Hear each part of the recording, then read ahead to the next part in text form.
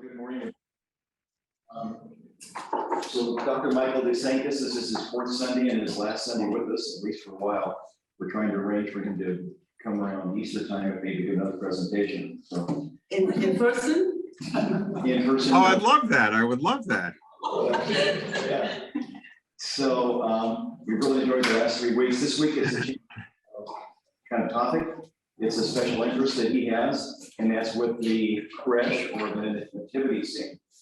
So, Michael, I have to leave early again, and so do a few others because of choir. So I won't be able to ask you this question that I want to ask you now. And you don't have to answer it right now because it might be part of your presentation. Okay. I want to ask it of you. So we have 3 or 4 nativity sets at our house that we put up. And one of them is one that Gloria had when she was a little girl on the farm in Illinois, and she brought out here with her. And sets that up. But it had an interesting character that I've never seen in a nativity set before, and it's this guy. It's a bagpiper. Oh, right. And I'm wondering where the heck did a bagpiper get involved with a nativity? Oh, good question. Shepherds and kings and all that stuff, but didn't know about it. So maybe sometime during your lesson today, you can We'll explain. talk about it. Actually, we are going to address that issue. Like I'd like to know where those 3 ships came from that sailed into Bethlehem that day that we sing about. But fantastic. Let's do this. How's everyone doing today? You're all doing well? All right. Can I go right to share screen, Kevin? Actually might need to. You disabled it, Kevin. Yeah. That's not going to help.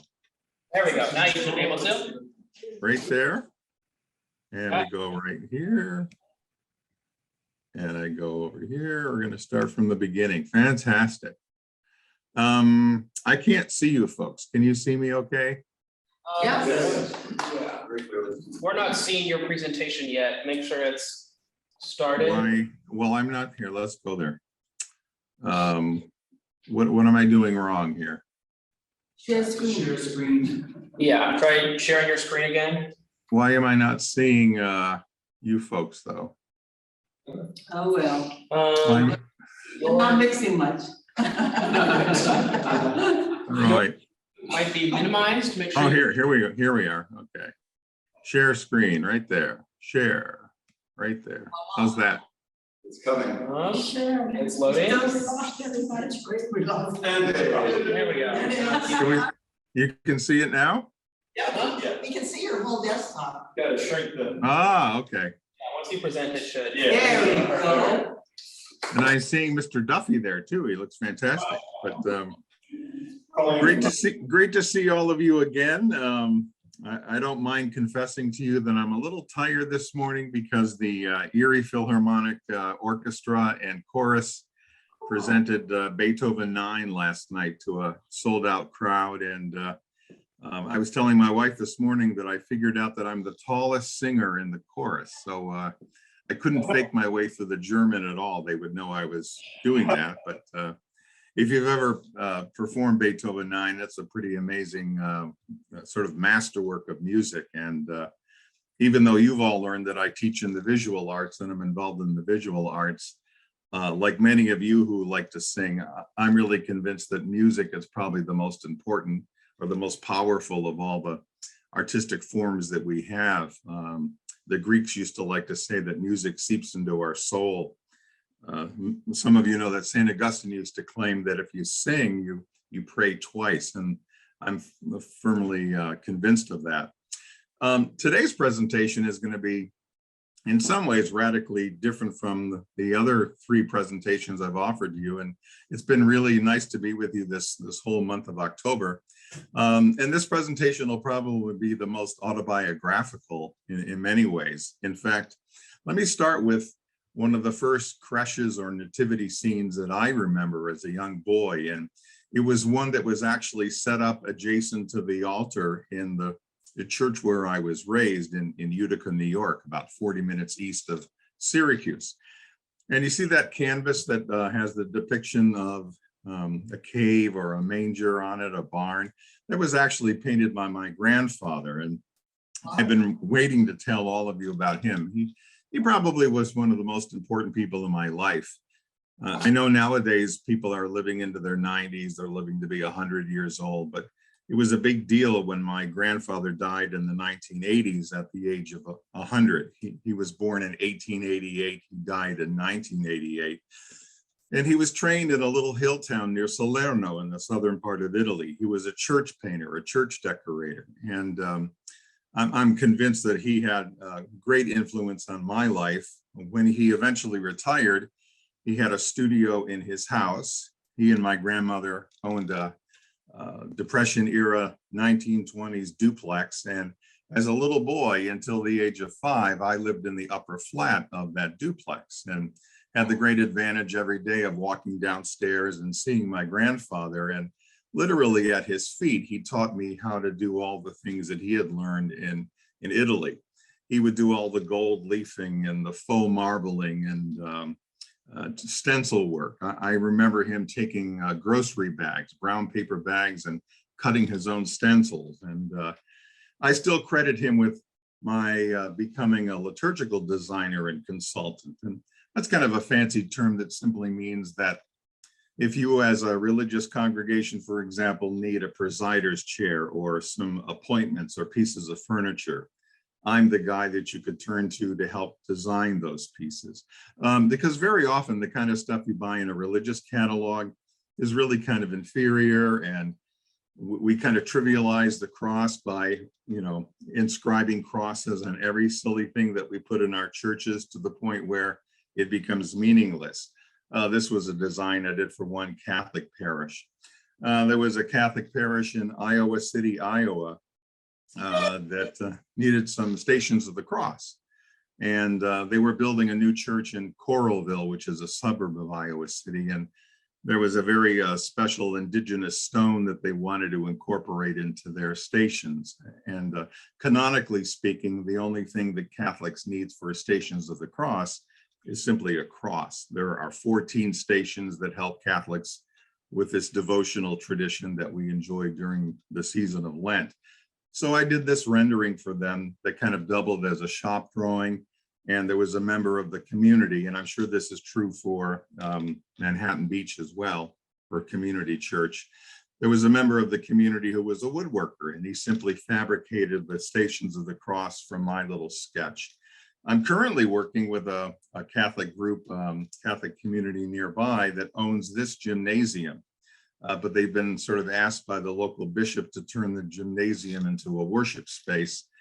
And, a lot of folks want worship spaces to look churchy, whatever that means. And many of us have preconceptions of what a Christian place of worship should look like. But as we learned, I hope, from the 3 sessions I've already shared with all of you, there are so many ways that Christians have worshiped over the past 20 centuries, so many kinds of buildings that we've appropriated.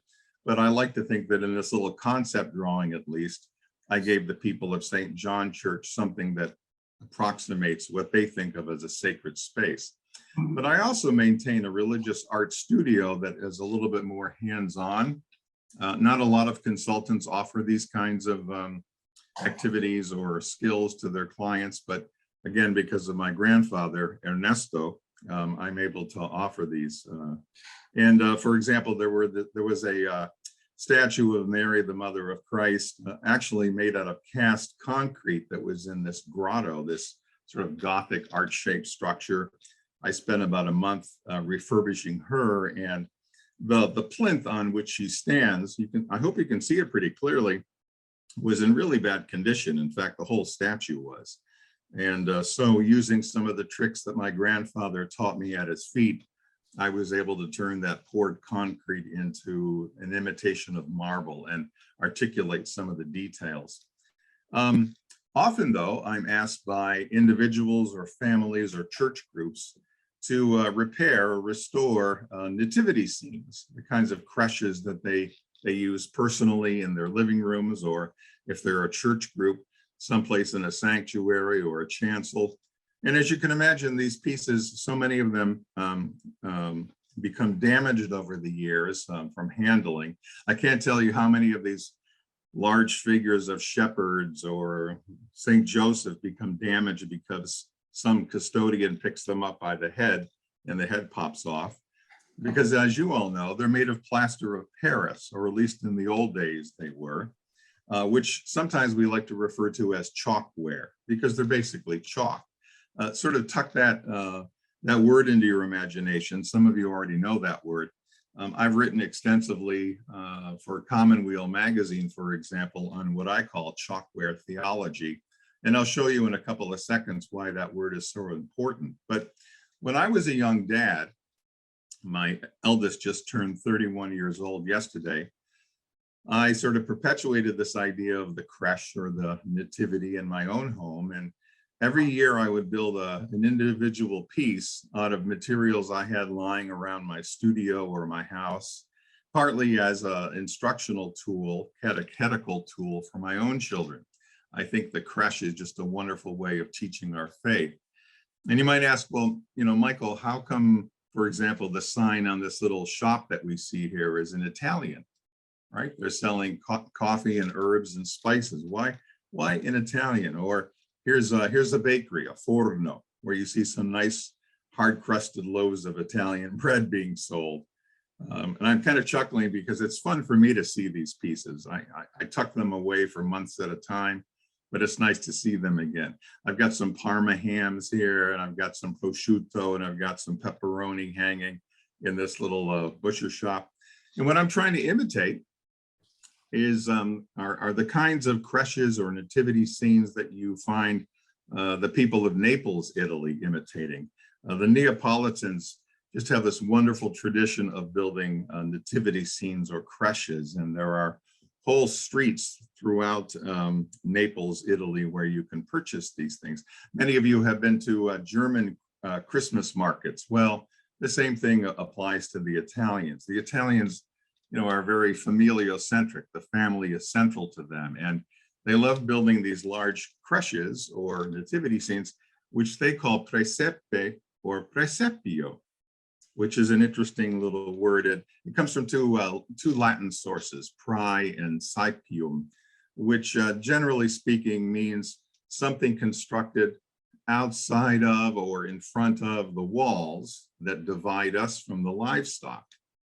Because it is kind of amazing to think that when we read the infancy narratives, Matthew and Luke, we're talking about a God who comes here to our planet, to our existence, and is born in a cattle stall, in a barn, amidst the livestock. He's born outside the walls.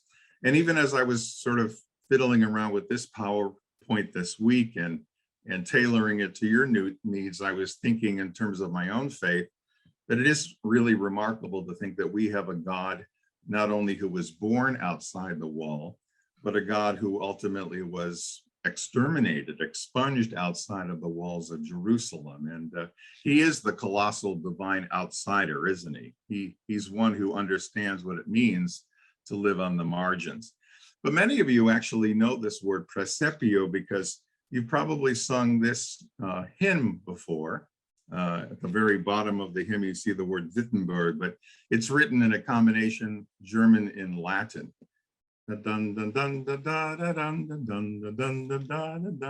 Where we learned that Jesus was born in presepio. He was born outside of the walls. Just a wonderful way of reminding ourselves of that. And what the Neapolitan Italians especially like to do is to somehow incorporate the mystery of Christ's incarnation into everyday life. They, again, because they are a familiocentric people, the family is the center of the social structure in the Italian mind. They like to make the Holy Family appear as an extension of our own families. They make the divine familiar, literally. You've seen paintings, for example, like this one by Raphael, a great competitor of Michelangelo Buonarroti, probably a better painter than Michelangelo, if you can say that.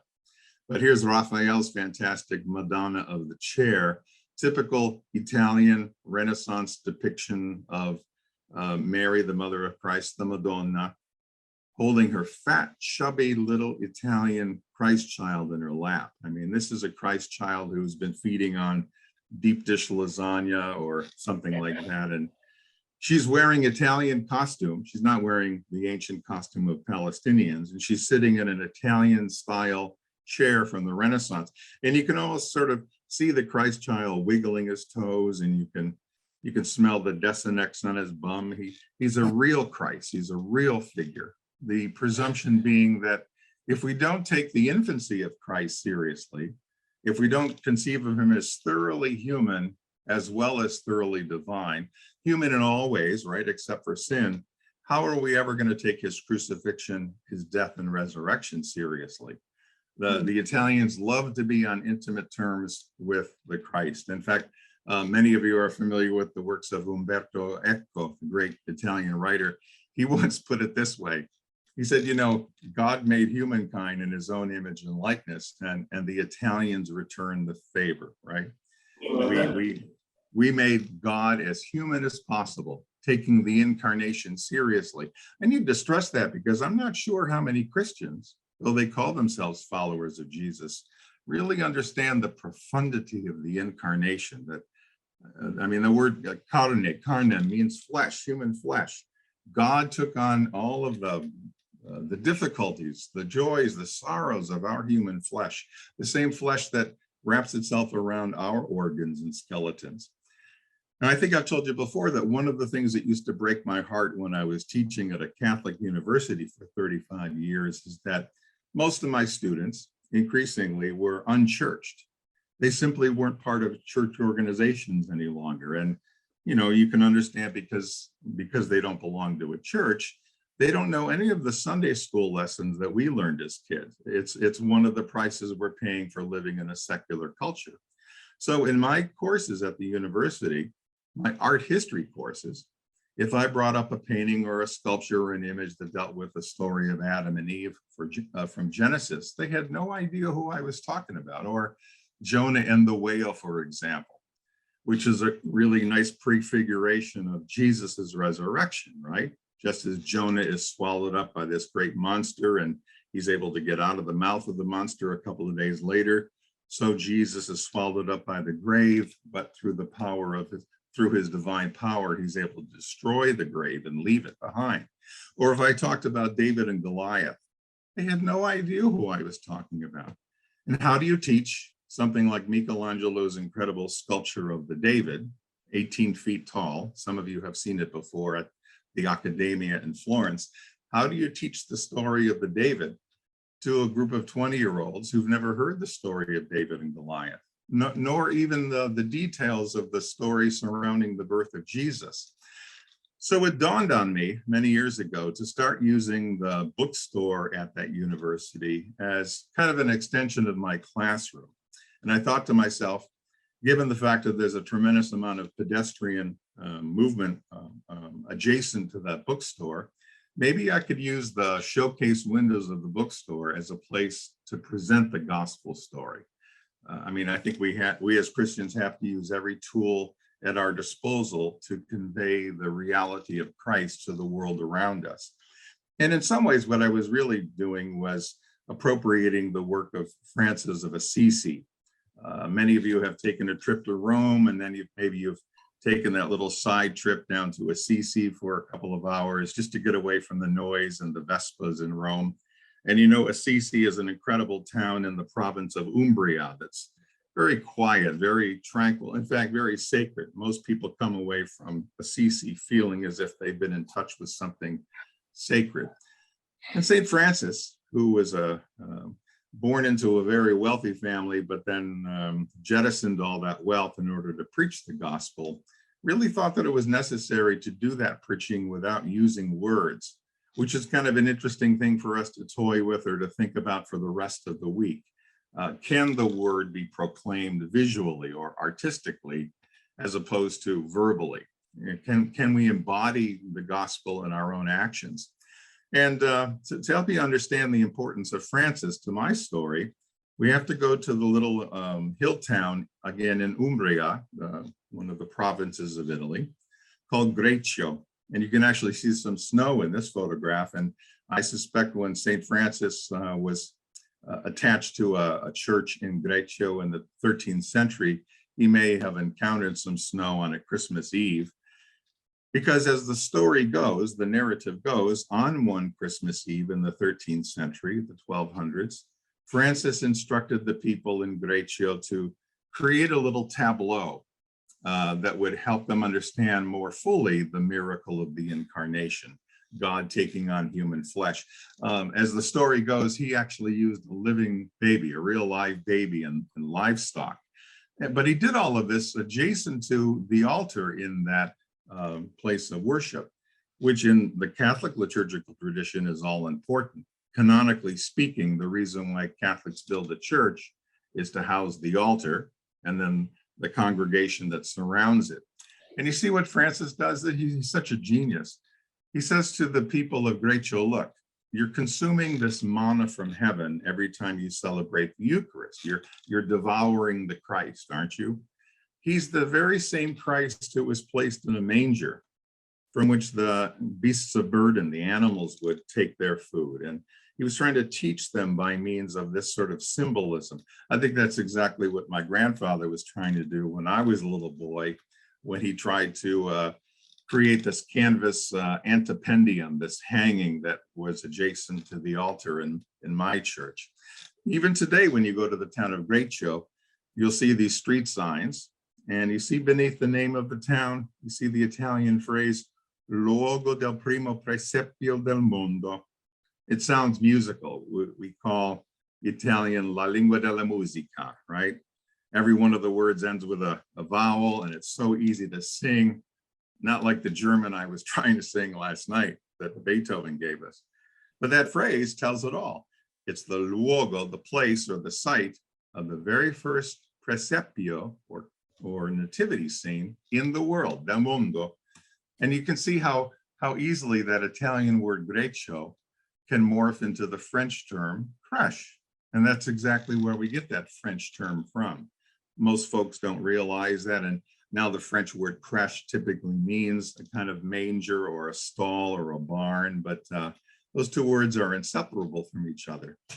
I belong, by the way, to a national organization called Friends of the Crèche. And in just about a month, I have to deliver a keynote address at a big conference at St. Simon's Island in Georgia.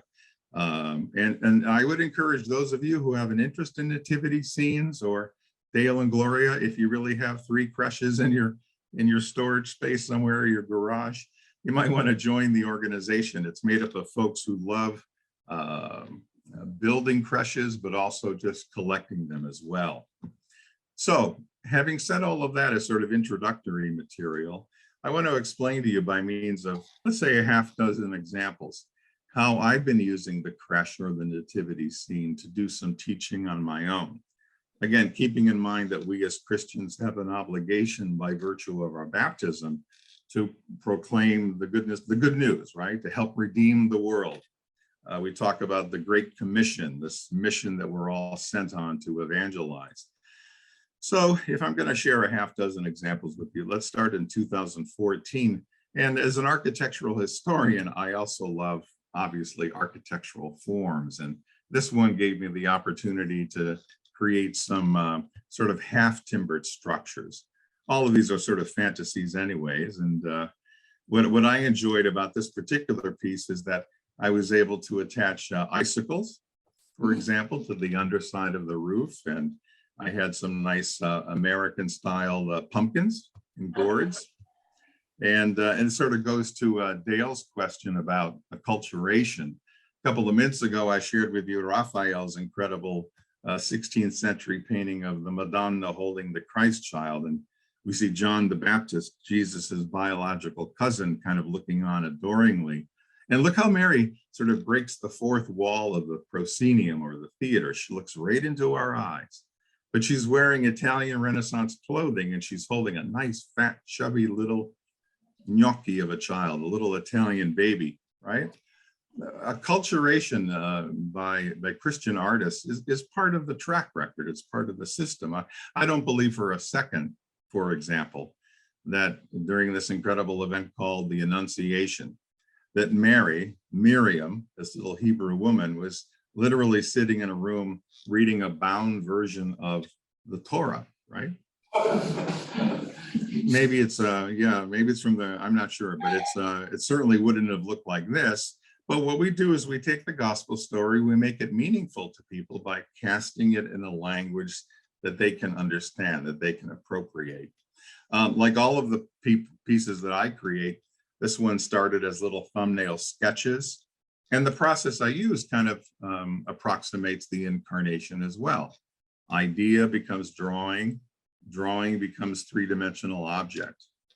So for example, using foam core material, foam core board, I buy it by the boxes. And an X-Acto knife and a lot of paint and patience, I was able to fabricate the parts of this piece.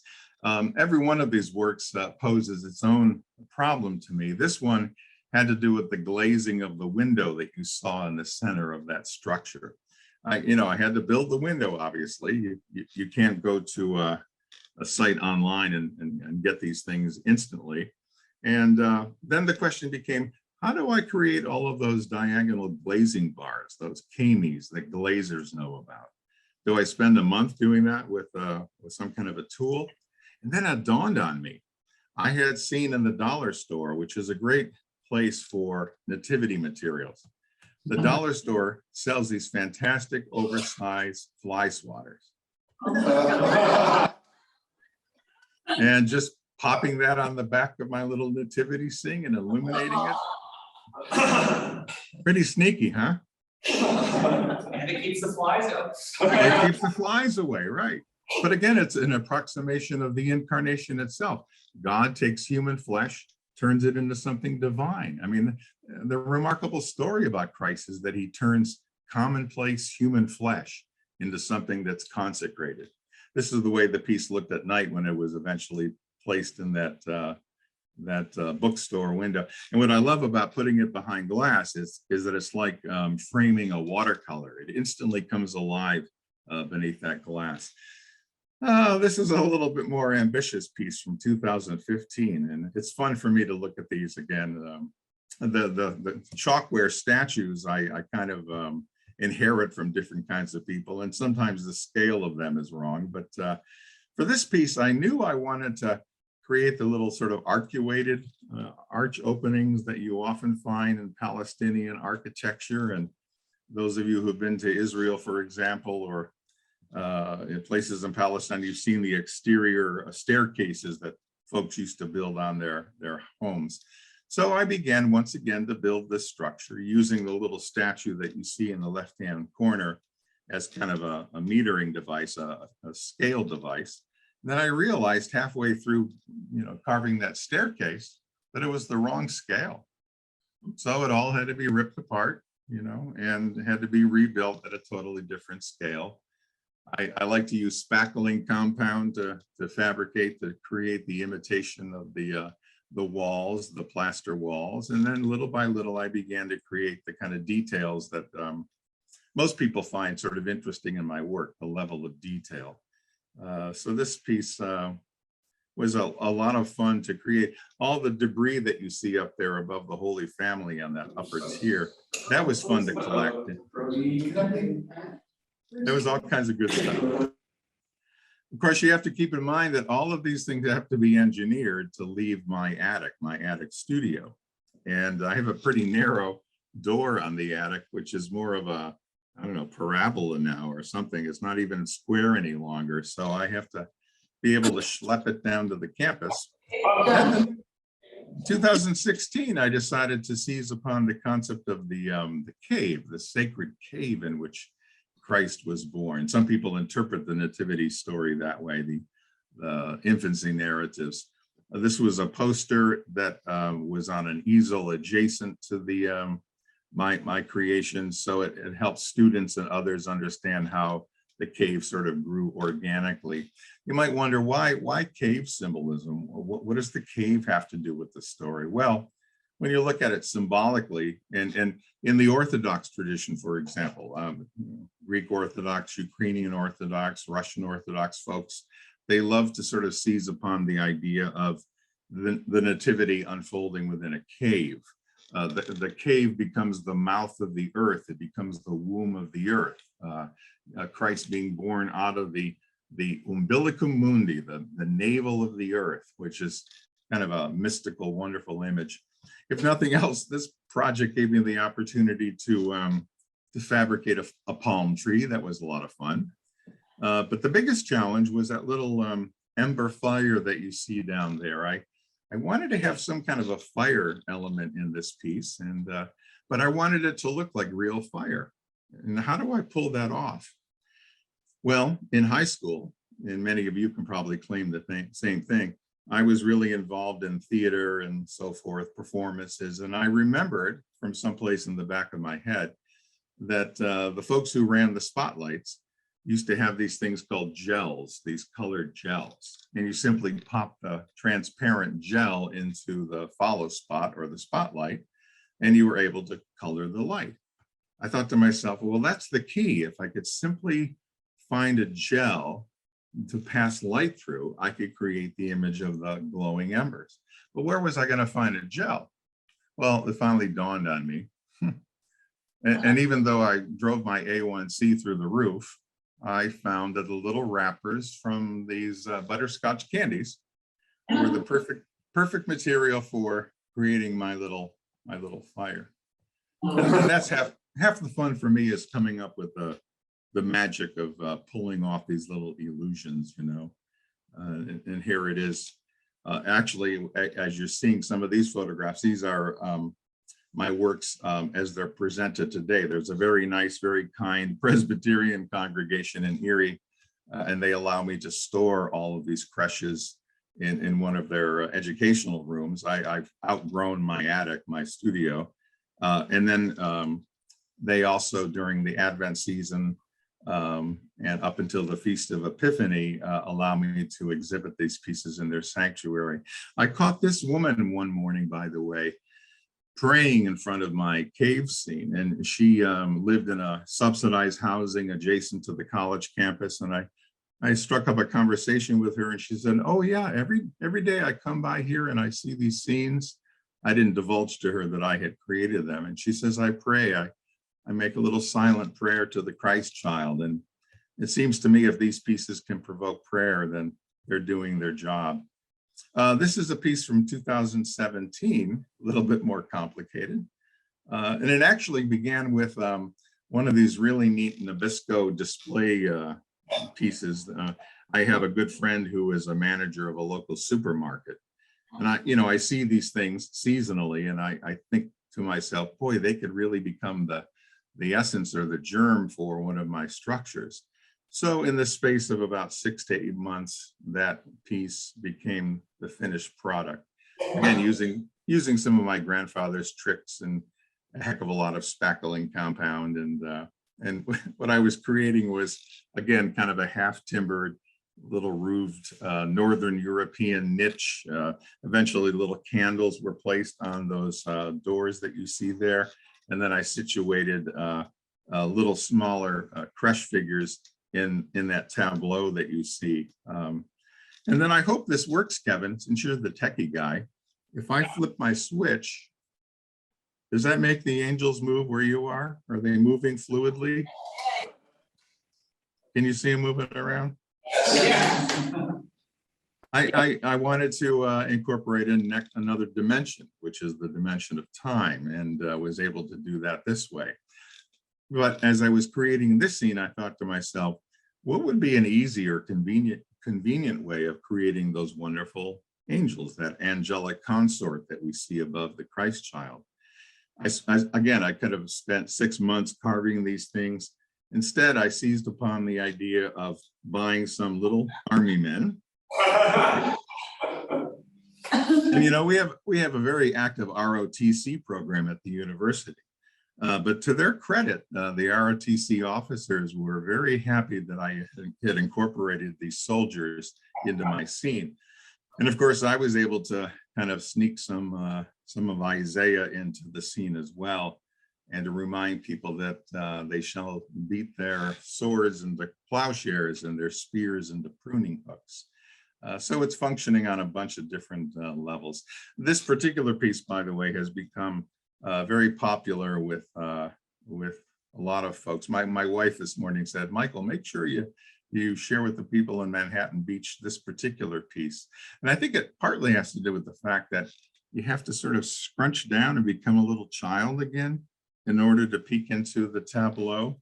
Not that I think that Christmas is necessarily an event for children. I think we sometimes trivialize the birth of Christ by saying that Christmas is an event for children. It's an event for adults. And because there's a very profound connection between Jesus's birth and Jesus's death that I'll talk about a little bit more fully in just a second. 2018, I did a totally different kind of thing, and I created a kind of tableau within the showcase window that had a legend that folks could read, a tableau of objects that were sort of connected perhaps to the Nativity, certainly the gold, frankincense, and myrrh that we read about in the birth narratives. And I created the lattice work background that you see there, and see the chi rho up at the top. Most Christians think of it as a P and an X. Well, those are the first two letters in the Greek word Christos. And Christos, Christ is the first and the last, the beginning and the end. He's the Alpha and the Omega. So I built that little lunette, that luna that you see at the top, and all of the other objects that you see here. Even though they sort of look like medieval objects from some museum, every one of them was made out of foam core board or something else. The centerpiece of this particular work was this crib. And I don't know, is it rotating on your screen as nicely as it is here? There's no stuttering involved. I even built the table, the turntable. I found a rotisserie motor online, a rotisserie that you would use on your grill, and I was able to make a turntable. But what I was imitating here is a piece that's in the collection of the Metropolitan Museum of Art in New York City. There's a 15th century object called the Crib of the Infant Christ that was owned by a convent of nuns way back then in the Renaissance period. My little Crib of the Infant Christ began as a Clementine box one Sunday afternoon. Again, the mystery of the incarnation. That thing grew some posts, eventually gave way to some sides. Sides eventually became, I don't know, something else. I love the little jingle bells. The bells were there originally to inform the sisters that living within this convent whether Satan or his minions had tried to steal the Christ figure out of that little crib. They would set off the security system. And I remember on a Saturday afternoon stringing those jingle bells. The biggest challenge for me was the angels that you see up at the top. How am I going to fabricate those? I could have carved them by hand, but that would have taken a lot of time. And I have a slew of Dremel tools that I use for that kind of carving.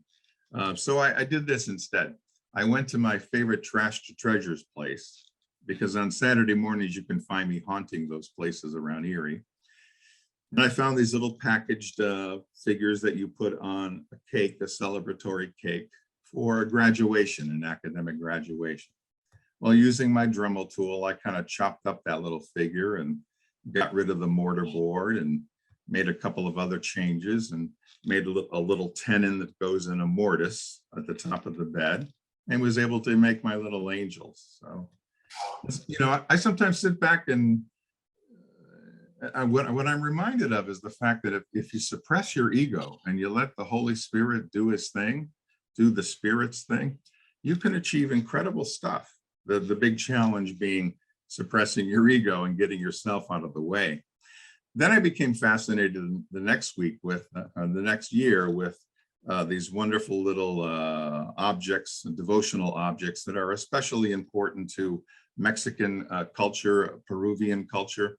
Some of you might know that on a classical medieval altar in a liturgical setting, the back end of the mensa, the tabletop, would have had an altarpiece attached to it, sometimes called a retable or retable, literally at the back of the table, the back of the mensa.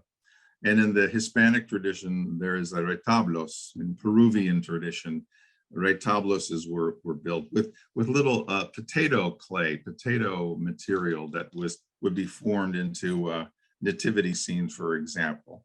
What I did was to simply explode the scale of the thing and build it at a very large size. and then really enjoyed playing with a much more lighthearted approach to the nativity scene. And I hope that today's discussion is a lot more lighthearted. Was there a question or a comment, or? It's okay if there was. I enjoy making those little animals, for example, that and then dressing all of these pieces, and yet as playful as this was and lighthearted as it was, I remember that when I was binding up the Christ child and making his form and wrapping him in swaddling clothes, I remember the reason why the gospel writer even includes that detail in the story, right? We know that there's a connection between the swaddling clothes, or the strips of fabric in which Christ was swaddled, right? And the way that the people of ancient Palestine would have swaddled or wrapped their dead. This is a detail on the right-hand side of Lazarus actually coming out of his grave, being called out of his grave by Christ. In other words, we're reminded even at the very beginning of Jesus's life that he was born to die for all of us, and that actually even the crib in which Christ is placed doubles as a sarcophagus, which explains, for example, Ghirlandaio's depiction of the Nativity. Ghirlandaio was a Florentine painter. He was Michelangelo's master. Here's his famous nativity scene where you see the Christ child lying there on the ground. It looks like he's shivering, and he's adjacent to the feeding trough that the animals are taking their food from. And anybody who's ever studied ancient Roman tradition knows that what that trough is really made of is an ancient Roman sarcophagus. I did the same kind of a thing in one of my pieces that I've already shared with you. I used that spackling compound to make darn sure that the feeding trough looked very much like a child-sized sarcophagus to remind us that even in Jesus's birth, we see the prefiguration of his death. 2020, I wanted to sort of touch upon elements that were even political, or elements that were on our minds, timely issues that I think are connected to the social aspect of the Nativity. You know, we have a tremendous amount of homeless people living on the streets of our cities today, and we're seeking political answers to that problem. We've made politics a surrogate for religion in our culture, if you haven't noticed. And we think that our politicians are going to serve us better than Christ does, or that our faith does. So I was toying with the idea of the urban poor. I made a sketch for a piece that would sit on a utility table. So it's 6 feet wide or 6 feet long. I wanted to create a backdrop of a church building, a homeless person sleeping in something like a sleeping bag in front of that, a little sign on the right-hand side that would remind us to keep Christ in Christmas. And then on the left-hand side, the kind of nativity scene that churches sometimes will exhibit on their front lawn. For this piece, because it was a little bit more complicated, I made a very crude scale massing model, what architects would call a massing model, just to get an idea of how the masses would work together. So the piece basically has 4 parts to it. There are the mural surfaces, the walls themselves. There is the creche that stands outside the wall. There is a little sign that says, "Keep Christ in Christmas," which is kind of an irony these days, I suppose.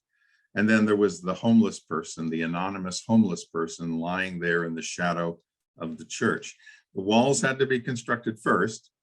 And this, again, was a blast for me because I love church architecture, and building those trusses alone was kind of fun. And then, you know, making all of those elements look older than they really were was a lot of fun. I had a great time making that downspout over there on the right-hand side.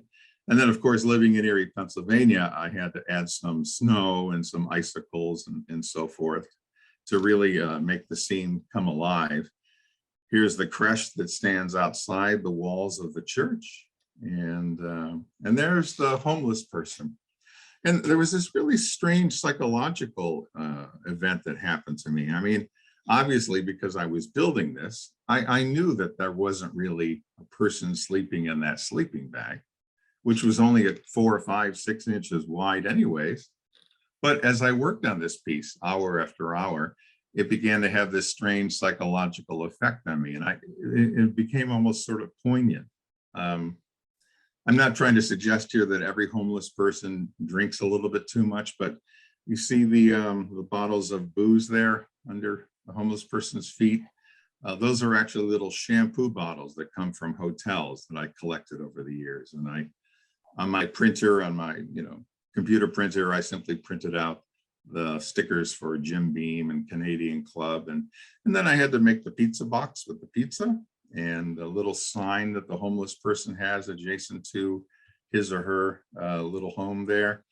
And I'm not quite sure where I found Church's chicken from, but I made this little chicken box and the little fried chicken pieces to go inside it that suggests some of the food that the homeless person eats. This piece was treated very nicely by a local columnist in the Erie Times News. And I'm sharing this with you only because it gives you a better sense of the scale of it. It's about a human person tall.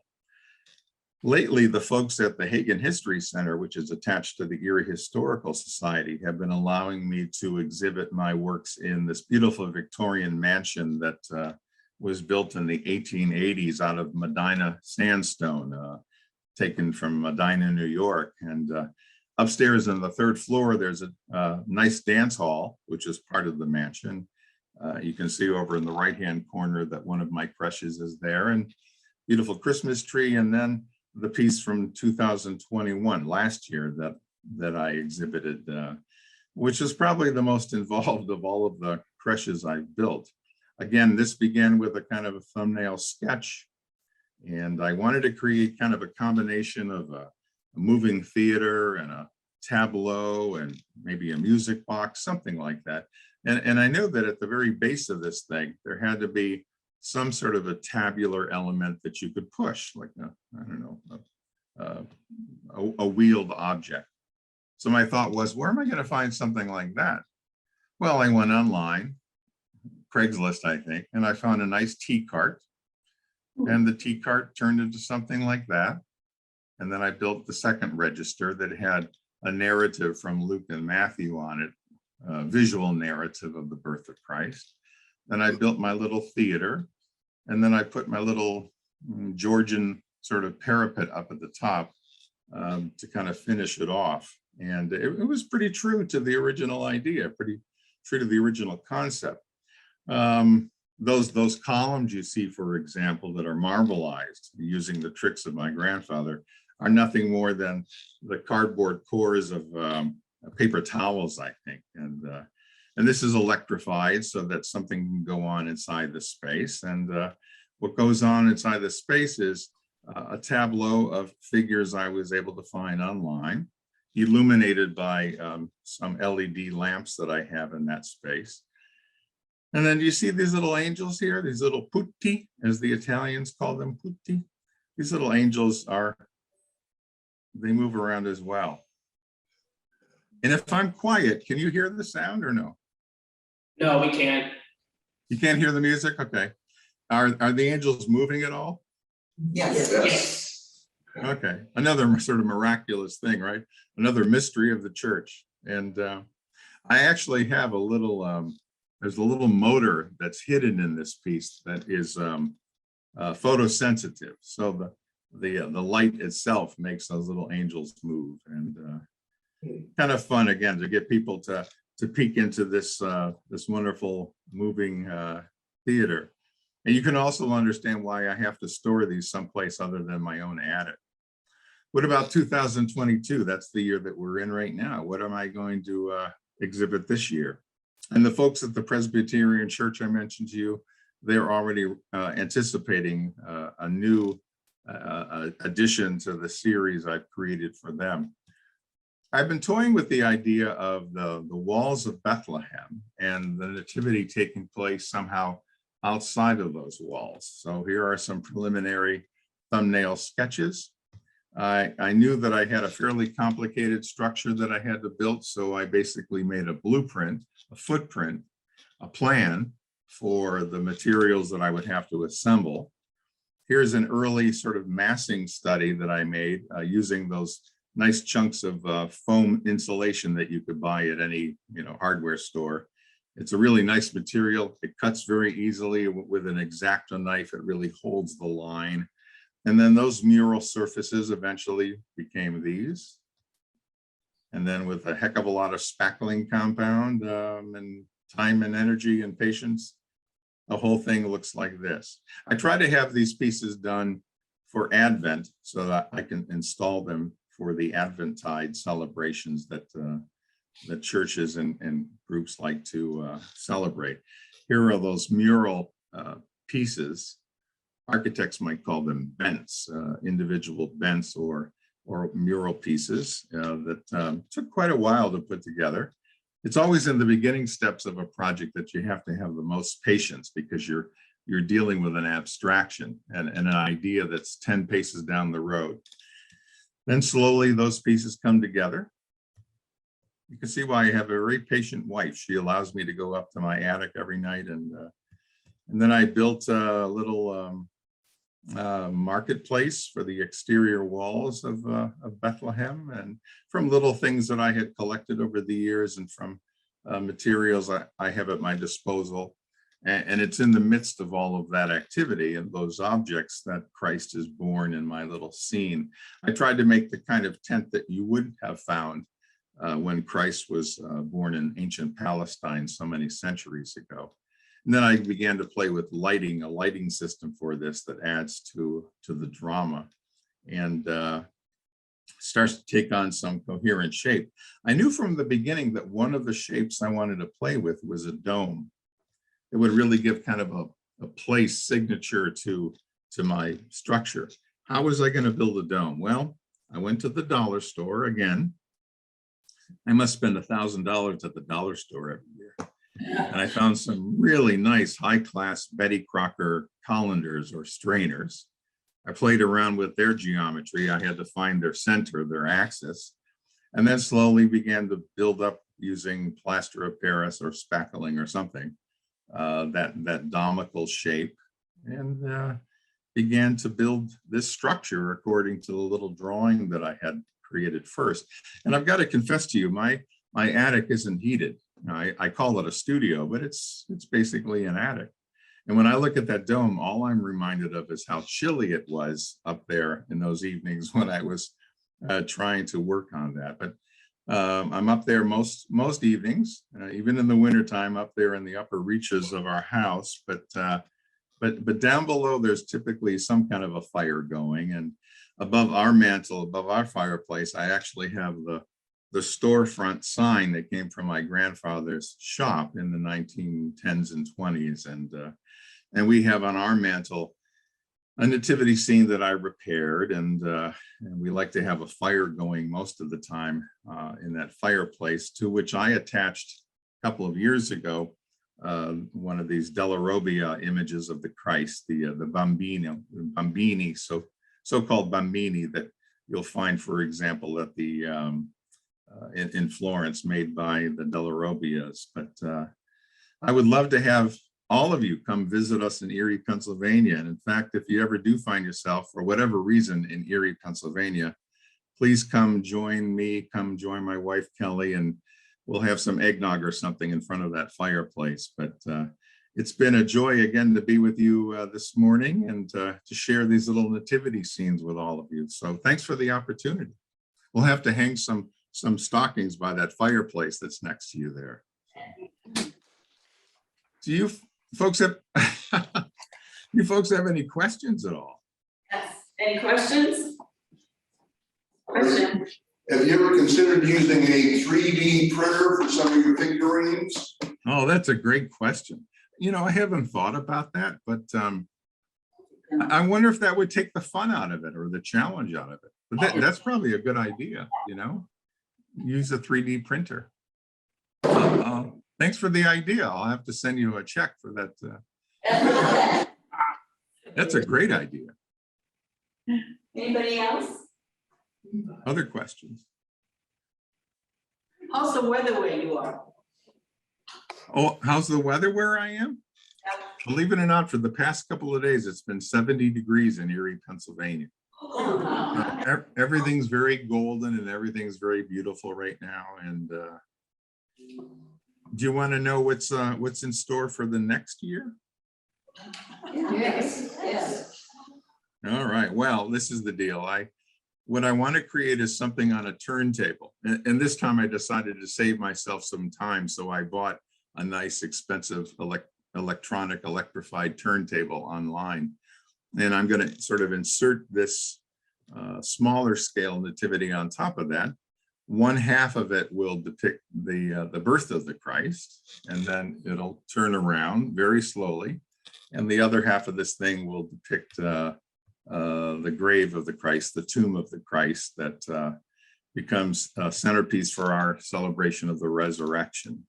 But anyways, my mind is sort of always connected to these crushes, and I love sharing them with folks. It certainly was a blast this morning to share them with you. And thanks for being so hospitable to me over the past month. It's been wonderful to be able to walk into your community all the way from Erie, Pennsylvania, share my ideas and my faith with all of you. And I feel in a very peculiar way as if I'm part of your community.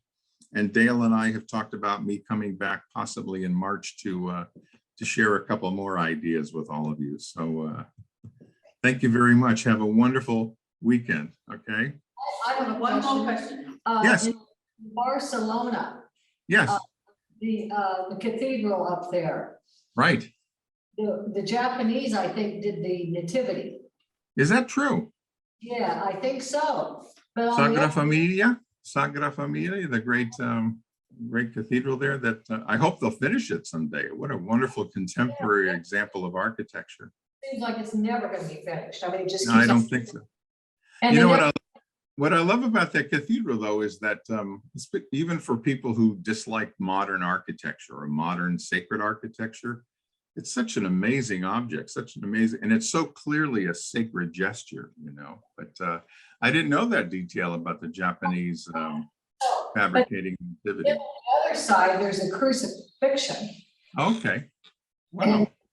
And that crucifixion has Jesus, but he has no loincloth.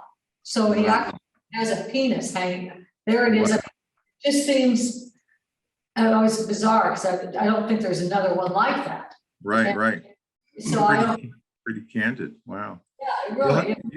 You'll have to get Pastor Mike to put together a tour of all these great Mediterranean countries, you know, and I'll be your tour guide if you need a tour guide. So. Great. Love it. Yeah, great. Thank you so much for coming. We really, really appreciate it. And we do look forward. I've heard a lot of feedback. We do look forward to you coming back and speaking again. Thanks to all of you. You guys are great. Have a wonderful service, okay? Be well. All right. So as a reminder, for next week, we've got the League of Women Voters coming, and they're going to be discussing the various propositions and the measures that are on our ballot. I know we're all getting anxious to vote, so I hope you'll join us then. Thank you. Thanks for coming. Thank you. Bye-bye. Bye. Bye.